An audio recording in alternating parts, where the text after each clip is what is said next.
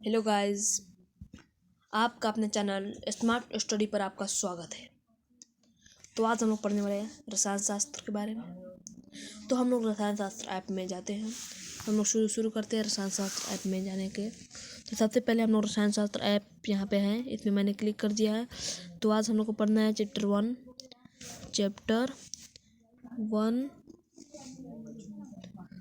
ये चैप्टर 1 पढ़ना है। तो हमारे आसपास के पदार्थ, मैंने इस पर क्लिक कर दिया।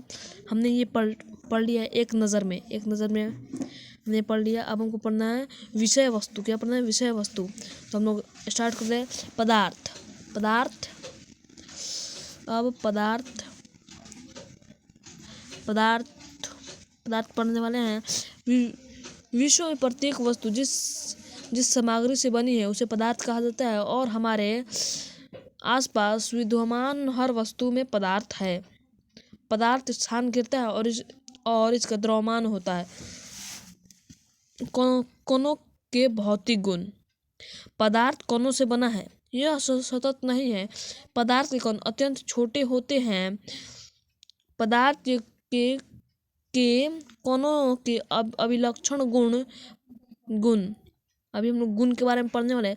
पदार्थ का निरंतर गति करते हैं, यानी उसके पास गतिज ऊर्जा होती है। पदार्थ के पास गतिज ऊर्जा होती है। तापमान बढ़ने से कणों की गतिज तेज हो जाती है, क्योंकि कणों की गतिज ऊर्जा बढ़ जाती है। पदार्थ के कणों के बीच में रिक्त स्थान होता है। जब हम चाय, कॉफी या नींबू पानी बनाते हैं तो एक तरह के पदार्थ के कण दूसरी तरह के पदार्थ के कणों के बीच उपस्थित रिक्त स्थान में समावेशित हो जाते हैं। इससे पता चलता है कि पदार्थ के कण के बीच पर्याप्त रिक्त स्थान होता है। अब हम लोग पढ़ने जा रहे हैं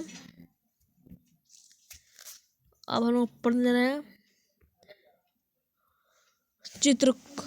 कण बहुत छोटे होते हैं और उनके बीच में रिक्त स्थान होता है। तो पढ़ने वाले पदार्थ के कण एक दूसरे को आकर्षित करते हैं, यानी कि अपनी तरफ खींचते हैं। जब हम पानी के नल को खोलते हैं और पानी की धार को अपनी उंगली से तोड़ने की कोशिश करते हैं, क्या वह धार टूट जाती है? नहीं, क्योंकि पानी की धार जुड़ी रहती है। इसका मतलब यह है पानी के कण एक दूसरे के साथ आकर्षण बल से जुड़े होते हैं। पदार्थ के कणों के बीच रिक्त स्थान और उनकी गतिज ऊर्जा ठोस पदार्थ से सबसे कम होती है। द्रव अवस्था में मध्य और गैस अवस्था में अत्यधिक होती है। आकर्षण बल भी ठोस में अत्यधिक, द्रव में मध्य और गैस में सबसे कम होती है। आकर्षण बल यानी कि अंतरानुक आकर्षण बल। उसके बाद है गैसीय अवस्था में कणों में गति अधिकतम होती है, द्रव अवस्था में मध्यम होती है और ठोस अवस्था में न्यूनतम होती है, यानी कि न्यूनतम मतलब कम होती है। अब हम लोग देख लेते हैं। इसमें देखिए,